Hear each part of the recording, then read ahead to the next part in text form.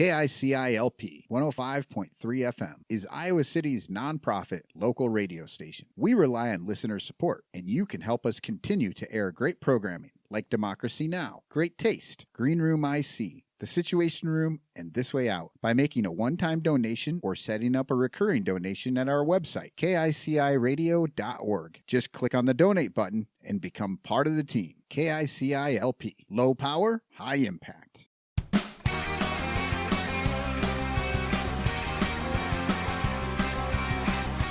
Coming up on the Green Room IC, KICI welcomes the director, musical director, and cast members from Iowa City Community Theater's production of Rent.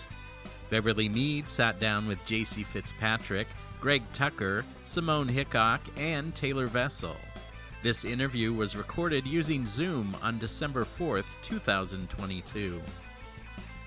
To be completely honest, I was building furniture for one of the board members, and he told me that he needed a musical director for Rent. So that's why I'm here. And Rent is really about found family, and you know, the things that they go through together, their fights, their arguments.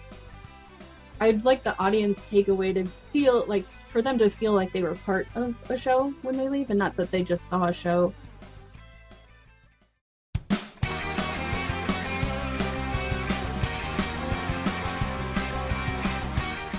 Hello, listeners. Welcome back to the Green Room IC.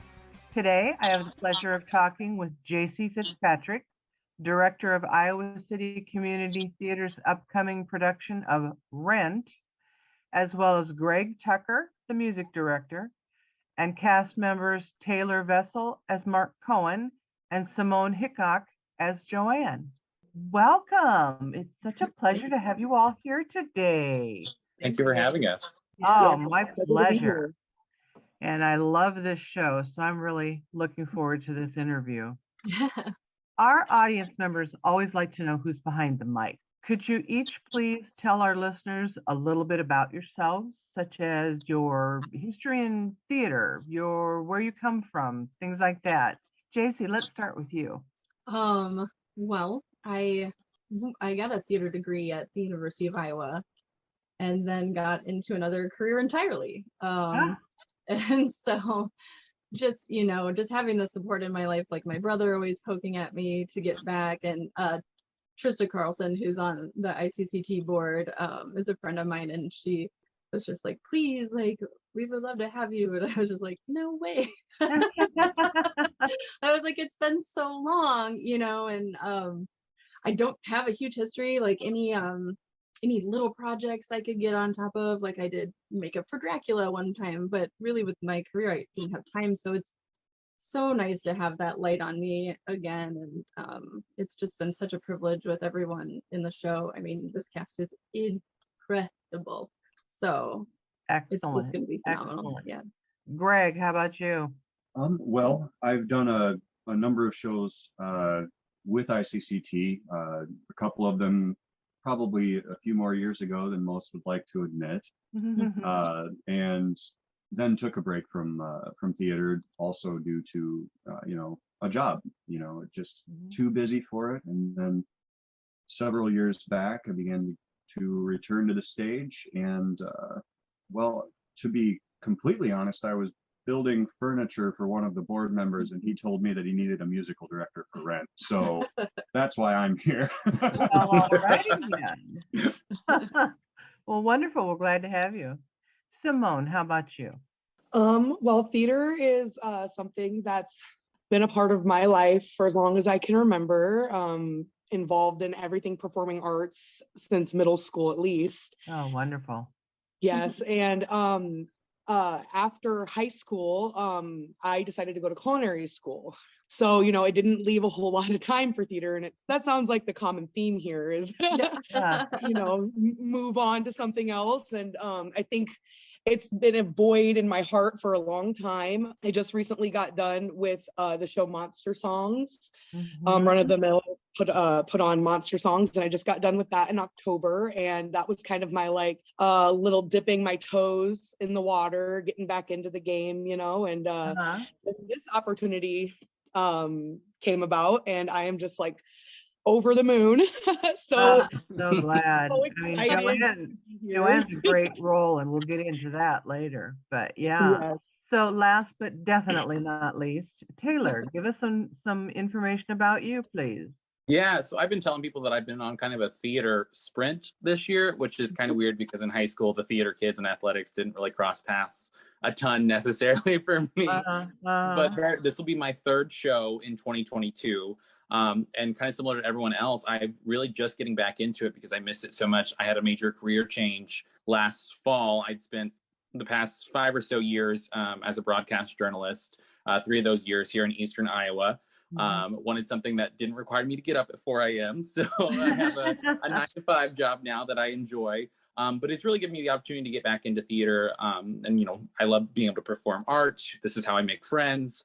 And Wrench has always been kind of a dream show for me. And Mark has always been a dream role. So very happy to be here. Yeah, absolutely. Absolutely. Okay, JC, although the play is pretty well known, could you give us a brief overview of the storyline for those who are not familiar with it? Yes. So Jonathan Larson's Rent. I love this play because it's social theater wrapped up in a musical package, and just shining light on just how New York was in the 80s before a lot got moved out and gentrified. And it's these moments of a lens to look through at the AIDS crisis, at discrimination in the LGBT community. And unfortunately, we see a lot of those themes today as well. And you'd hope that for the 25th anniversary, it was a dated issues. So I think it's ever more important for people to see the show today, because it does present a visibility of fun and tenderness and just an insight to the humanity and a community that collaborates their own like vitalities with each other and that support. And I just think those levels are wonderful for anybody to experience throughout a show, but also just a really important message of inclusivity and community. All right. Well, like you said, Jonathan Larson is the one who wrote the show. Yes, Took him a few years to get it tweaked to the point where he really liked it. Unfortunately, the young man died the night before it opened on Broadway. So he was never able to see one of the longest running productions in Broadway history, but it also was awarded a Pulitzer Prize and 4 Tony Awards. So this is not just some, to coin a phrase, Simone, run-of-the-mill production. It's something that's very vital and very important and very historic within Broadway history. Absolutely. The characters in the show are mostly LGBTQ+, and the situations they're going through, as you stated, JC, they're related not only to what was happening when the show was written, it really relates still and sadly to what's happening today. Mm-hmm. Have you had any discussions with the cast and crew about what has been happening in America over the last few years? We actually sat down as a group the other night just to kind of reconnect going into our tech week ahead that I'm excited for. I know it's going to be a lot of work, but just to remember why we were here. And we listened to a pretty heavy recording of how the Reagan administration was handling the AIDS crisis. And it's very discouraging to hear. There was a lot of joking and laughter, and it kind of has a timeline of a couple of years of asking these questions again. What are we doing? What is the administration doing to take care? And it was just those questions were received with just malicious, honestly, responses.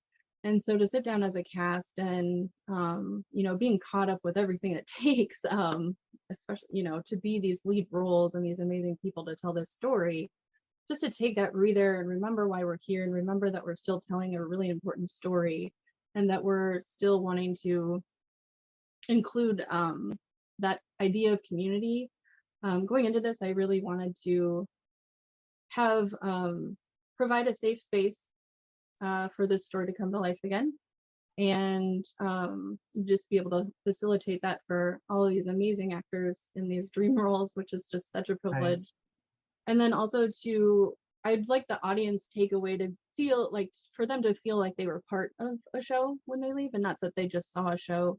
So you'll see in the production that we've included a lot of slideshows of our local LGBT, and that's going to be utilized throughout. So to just have that representation to kind of show that time span. And I think the representation in the projections is kind of wonderful because it does show progress. It's not where, you know, we'd hope to be at this point, but right.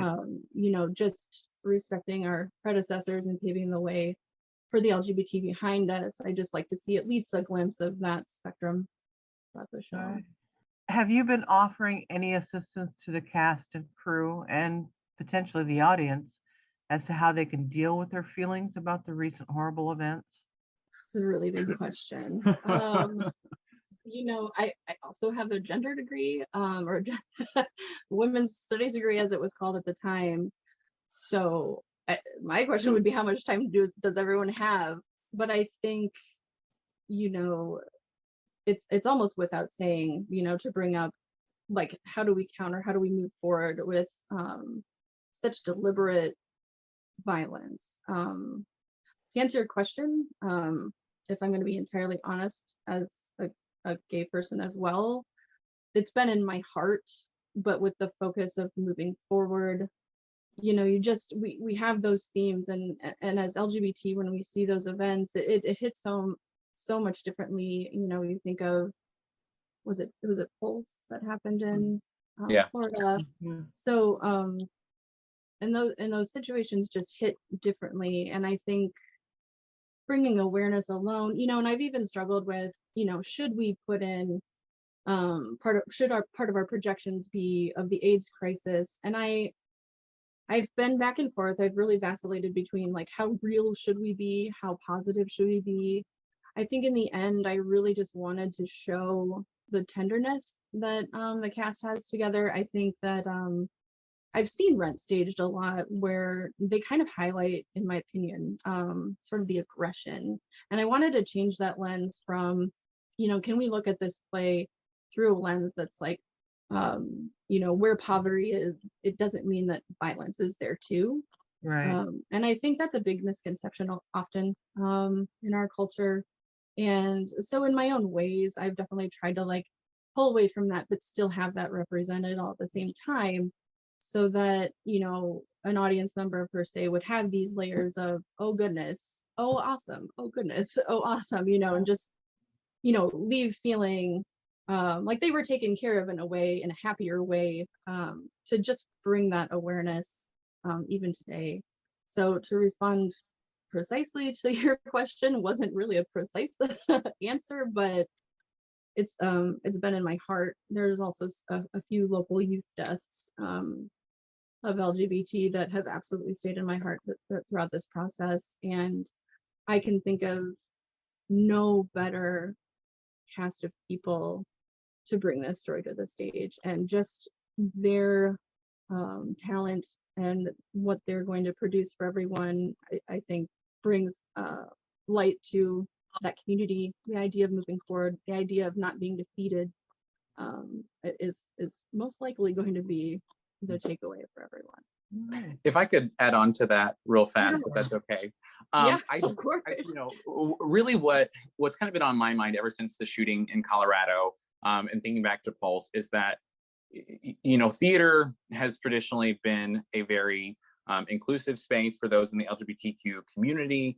And so in a way, I almost, when the shooting at Club Q happened, it crossed my mind that, you know, I want this show to go well, but I also want it to be a space that people can come, they can kind of process some of their feelings through art, through theater, that it can be, the show itself can be a resource for them. Because personally, and this is weird because I've not given my opinion in several years as a former journalist, but I really think what's really important right now is that we not only tell stories about, you know, underrepresented groups overcoming something, but also existing. And Wrench is really about found family, and you know, the things that they go through together, their fights, their arguments. And so I think this is the second time I've done the show.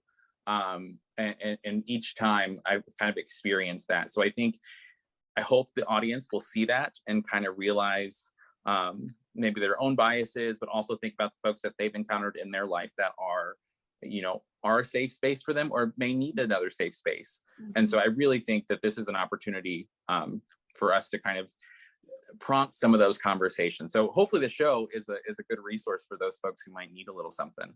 Very good. So let's move on to a slightly different topic. Greg. Yes. Tell us a little bit about the music of Rent. Many people might not realize that some of these terrific songs that they know are actually from this show.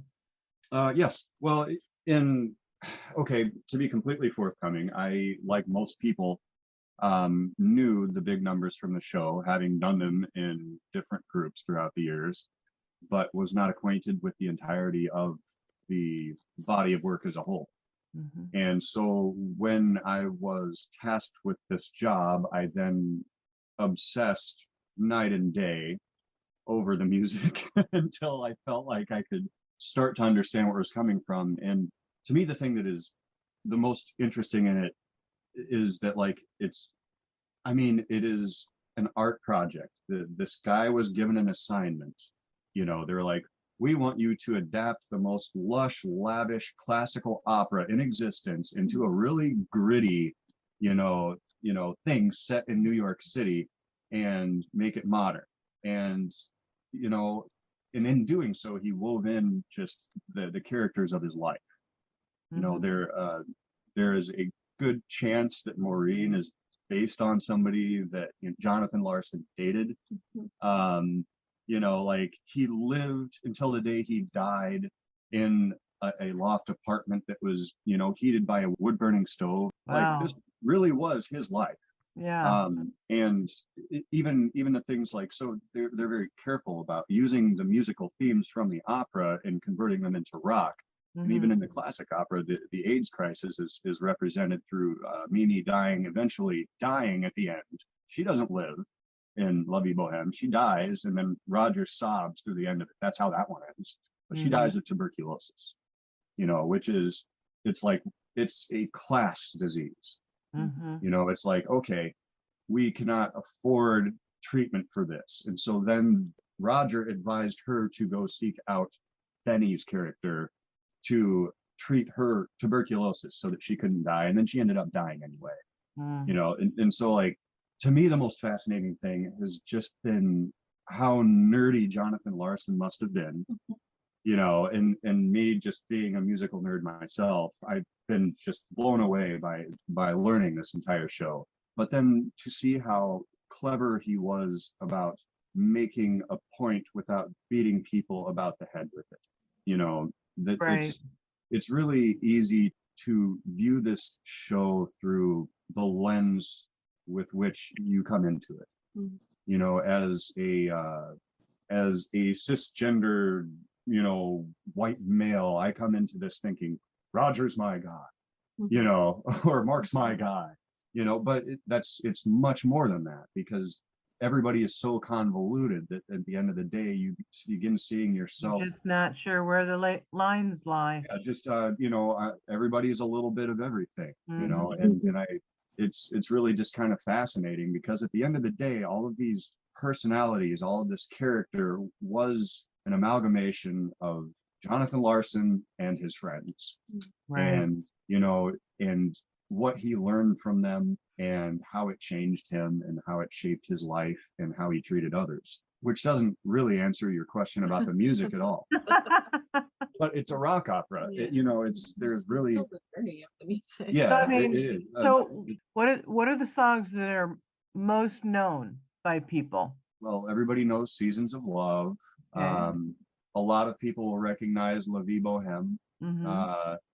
I would say One Song Glory, Light My Candle, and probably Take Me or Leave Me. Oh, sure. Okay, very good. Those are the earworms that people, tend to gravitate toward. but Right. they are far from the last of the music in this show. It's 3 No, hours. that's true. Some of the music in it is absolutely remarkable. Now, how many musicians are in the orchestra? Oh, well, there are 6 altogether. We actually have 2 separate accompanists, piano players, and then there are 2 guitar players, a bass player, and our percussionist. Okay, So very 5 good. on any given night. All right. While we have 2 of the actors here with us today, JC, how many people are in the cast altogether? 18. So we have 18. 8 principals, 10 ensemble. Okay, all right. Taylor and Simone, could you each please give our listeners an overview of your characters? Simone, let's start with you because I really am fascinated by Joanne. So going into this, Joanne is a role that every time I've watched Rent, I look at Joanne and I'm like, well, if I was going to be in Rent and if I was going to be a principal, I'd be Joanne. But, I never really found myself super connected to her, in the sense that she's a very responsible, straightforward. Not that you're irresponsible. I mean, let's just say Joanne's always on time, and I struggle with that a little bit. But I would say but I after being in it and really finding ways to connect to the character, I actually see a lot more of myself in Joanne than I thought I did. And going back a little bit of what kind of Greg said when he was talking about the music and the difference between, people knowing those main songs versus the more intricate songs that when you're involved in this, that you really start to learn. It's through a lot of the music that I have seen myself in Joanne a lot more. And I think a lot of the music is written to almost explain the character. I mean, not just through the words, but through the rhythms. Oh, cool. So much of it is so tied together. And so I guess going back on the character Joanne, I would say Joanne is the person that just keeps everything together. You look to Joanne when there's a problem, Joanne will solve it. And I would say Joanne is the kind of person that carries a lot of burden on her shoulders, and I see that a lot through the interactions between Joanne and Maureen. And a lot of the reasons why Joanne gets frustrated with Maureen is because Maureen is a social butterfly, floats around, never really commits to one thing. And this is something I also see myself in, is it does, watching people like that, and you being the kind of person that, there's a line in Take Me or Leave Me, never quit, I follow through.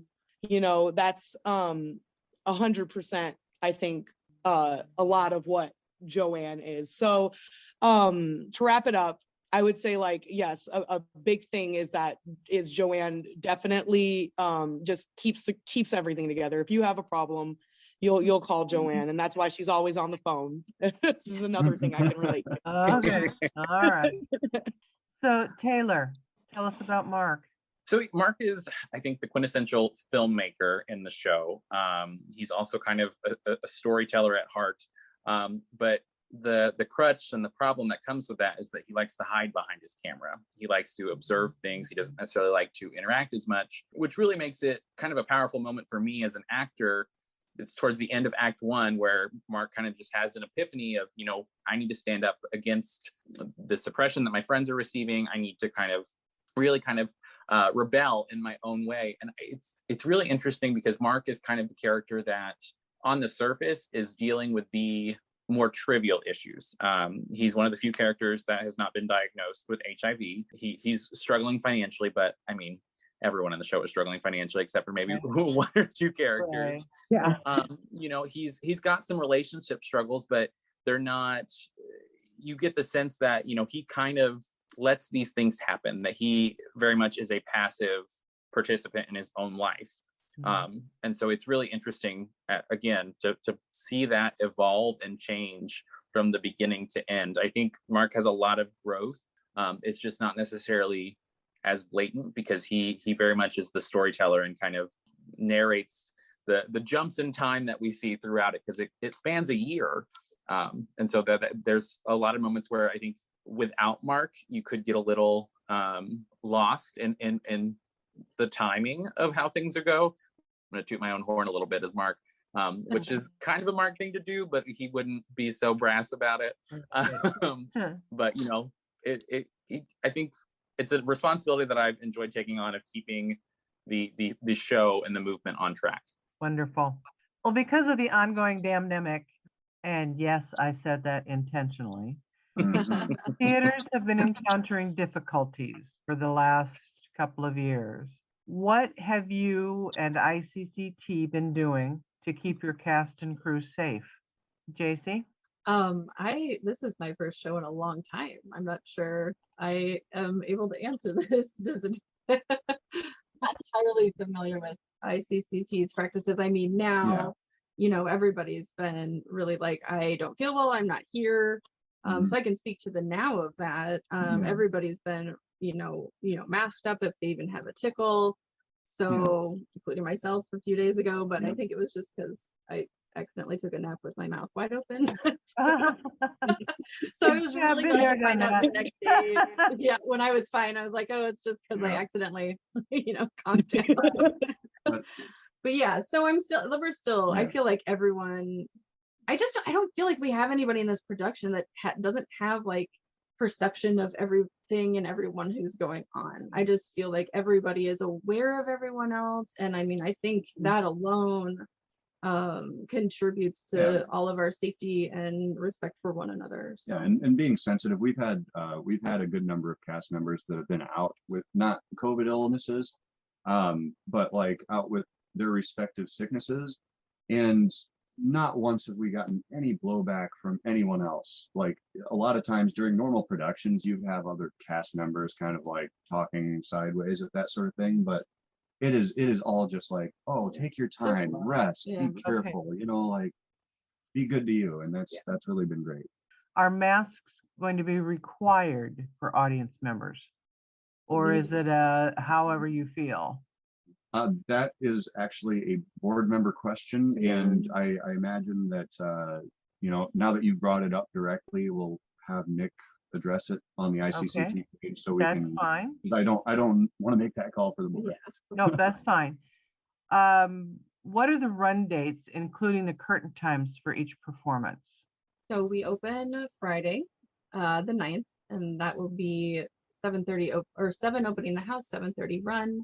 And then the following weekend as well, and 2 p.m. Sundays. So 7 open house on Fridays, Saturdays, 7:30 run, and 2 p.m. on the Sundays, which would be the 11th and the 18th. So, okay, very good. Where is the show being produced? We are on the Johnson County Fairgrounds in the barn. Okay, very good. Pretty easy to find, pretty big parking lot. Hopefully that gets utilized. For those audience members who are like me, it's important to know whether ICCT is handicap accessible. Is it? Absolutely. All it right. is, and we are also including an interpreter, for an ASL interpreter, the 17th. On the 17th, very good. That's the second Saturday. Yes, you bet. Okay. How would someone go about purchasing tickets for the show? ICC.org. You can't miss it. Rent pops up right away, and you click buy tickets. Okay. Many people need to coordinate their schedules with regard to babysitters, dinner, either before or after the show. To help them in this regard, about how long does the show run? The first act is 1 hour and 20 minutes, and the second act is 1 hour and 10 minutes, and with a 15-minute intermission, I believe. Okay, very good. If you need to, how would you rate this show with regard to how appropriate it would be for younger viewers? Oh, well. That depends on the parents. It really just depends. I mean, there isn't, we have kind of stepped back away from like what I feel has been like sort of an over-sexualized interpretation to a very sex positive one, and so we see more of those tender moments, but there are sexual themes, so I think it would just be to their discretion. Yeah, and frankly, if somebody is offended by swearing, this may not be the show for them. Yeah, there's not a lot, but you know, if that's not your. So if parents had questions, they could contact you through office at Iowa City Community Theater, and theater is spelled with an R-E. We're pretentious that way. Oh, .com, as opposed to the website, which is .org. okay. Okay. Yeah. Okay, so office at iowacitykcommunitytheater.com if you have any questions. So again, Rent, produced by Iowa City Community Theater, is being performed, oh my heart, live and in person on Fridays and Saturdays, December 9th, 10th, 16th, and 17th at 7:30 p.m. and Sundays, December 11th and 18th at 2 p.m. Well, it's time to close the curtain on this interview. Thank you again for being here today. It's been a lot of fun and very informative, and I've really enjoyed our time together. I hope we can do another interview with you all again soon. Thank you. Thank Yeah, you. I should tell you, I should tell you. I should tell you, I should tell you. The Green Room IC is an original production of KICI Radio in Iowa City. The host for this episode is Beverly Mead, with production by Craig Jarvie. Visit KICI's SoundCloud page to hear this and other Green Room IC interviews. I should tell you. I should tell you. I should tell you.